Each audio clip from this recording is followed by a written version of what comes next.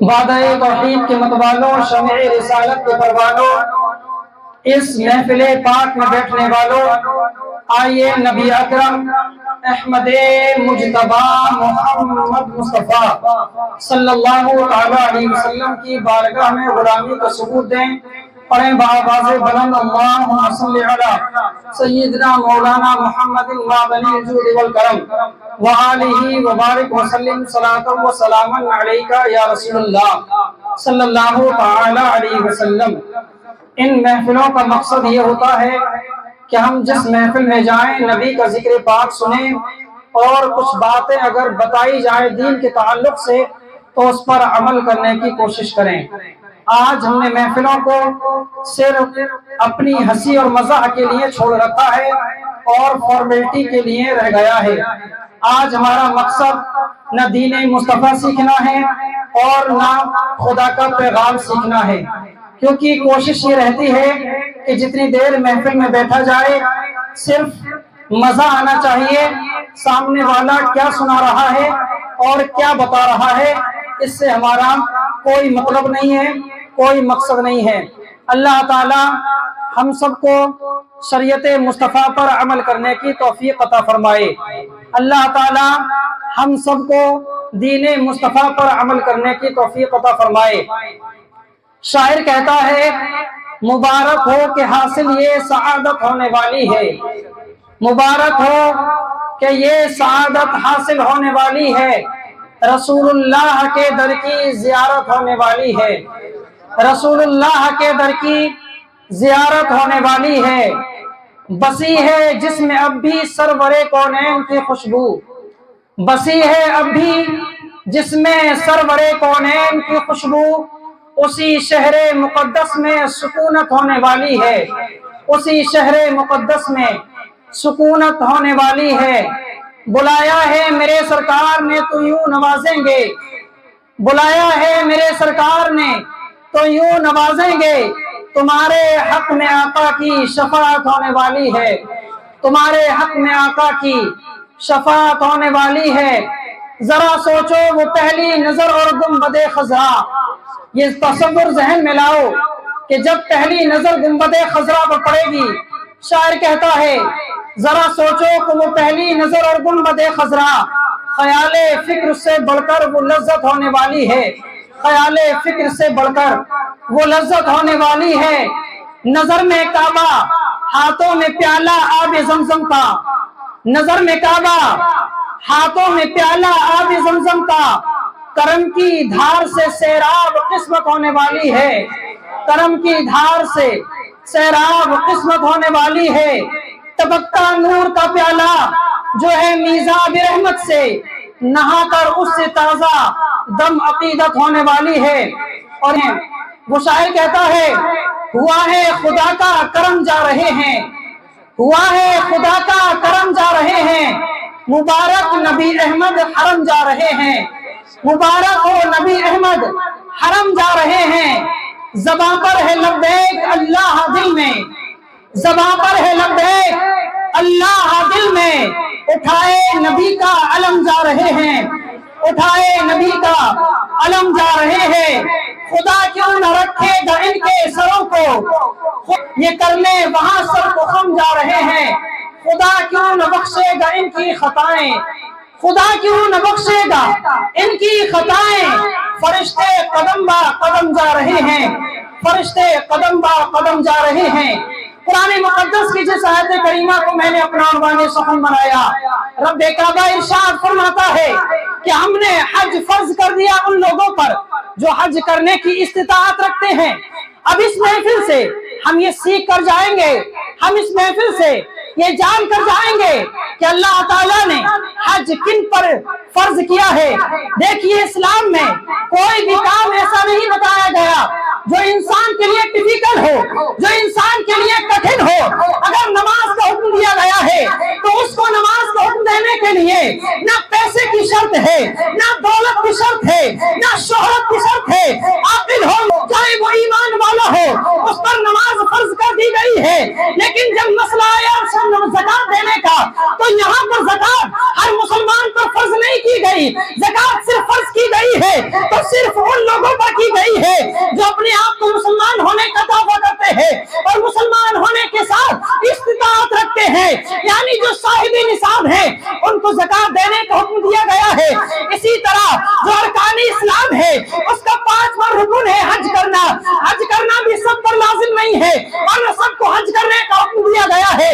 حج کرنے کا اگر حکم دیا گیا ہے میرے پیارے، صرف حج کرنے کا حکم دیا گیا ہے صاحب استطاعت کے لیے، جو وہاں سے آنے جانے کا سفر کا اپنا خرچے کا کرایہ رکھتا ہو، اس کی غیر موجودگی میں اس کے گھر کا خرچہ چل جائے، ایسے لوگوں پر حج فرض ہو جاتا ہے۔ اور نبی اکرم صلی اللہ علیہ وسلم نے فرمایا جو بندے پر حج فرض ہو جائے اور فرض کرنے کے بعد وہ حج کو جتنا لیٹ کرتا رہے گا وہ سراسر گناہوں میں ڈوبتا چلا جائے گا۔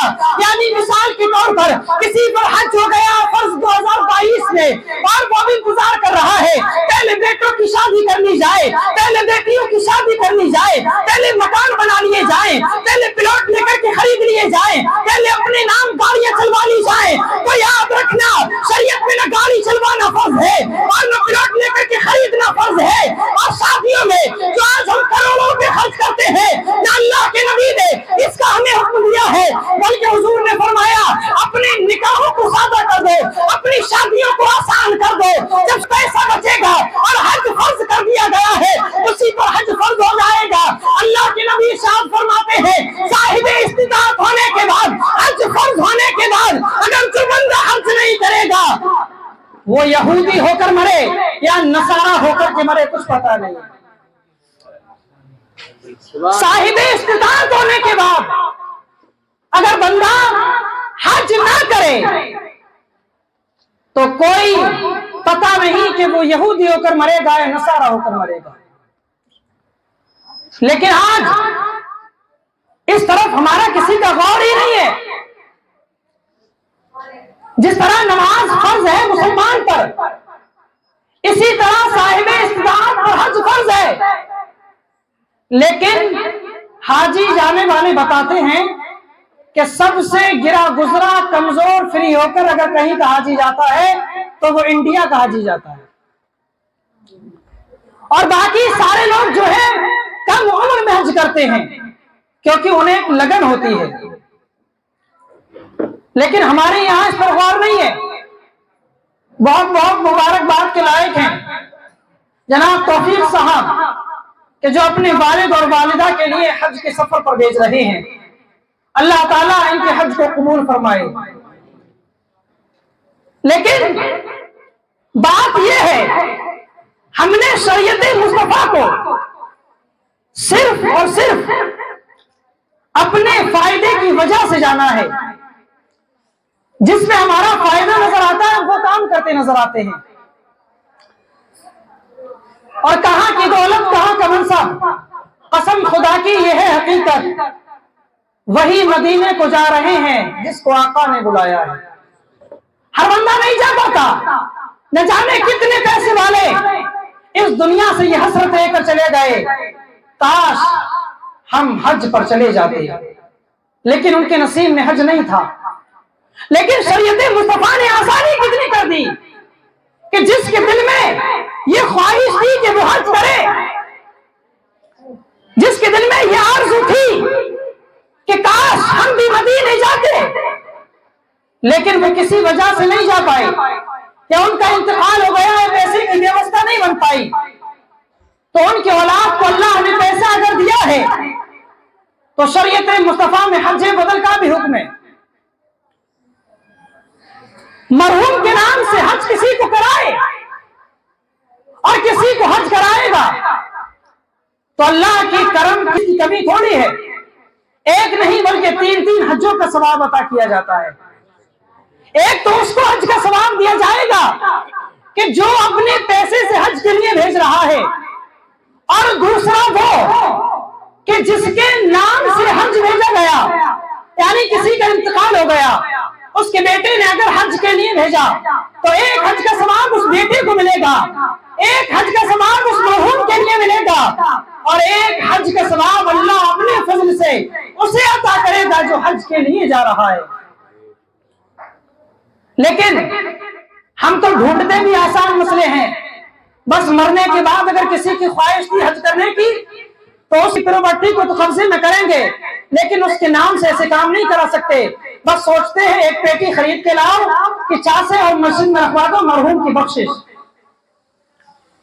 जब अल्लाह ने दौलत दी है, अल्लाह ने पैसा दिया है, तो अगर तेरे बाप पैसा न बन सका, उसके पास ये दौलत इकट्ठी न हो पाई कि वो हज को जाता, तो उस औलाद को चाहिए कि वो अपनी बाप की लिए किसी को हज बदल करा दे। अल्लाह ताला उसे 3-3 हजों का सवाब फरमाएगा। लेकिन जिन लोगों ने शरीयत मुस्तफा और अल्लाह के हुक्म पर अमल कर लिया, फिर अल्लाह ताला ने उसके लिए हमेशा हमेशा के लिए कायम कर दिया। यह हज किसकी निशानी है? यह हज किसकी सुन्नत है? यह किसकी सुन्नत अदा हज में की जाती है? कभी हमने जानने की कोशिश की है? हजरत इब्राहीम खलीलुल्लाह अला नबीना अलैहिस्सलातु वस्सलाम, जिनकी बीवी थी हजरत हाजरा, और हजरत हाजरा के एक बेटे थे हजरत इस्माईल अलैहिस्सलाम। हजरत इस्माईल अलैहिस्सलाम और हजरत हाजरा के लिए जब हजरत इब्राहीम खलीलुल्लाह नबीना अलैहिस्सलातु वस्सलाम ने उनको मक्के की सरजमीन पर छोड़ा, तो यहाँ बयान जंगल था, यहाँ कुछ नहीं था। थोड़ा सा सामान देकर के हजरत इब्राहीम नबीना अलैहिस्सलातु वस्सलाम आए थे, वो भी सामान खत्म हो गया।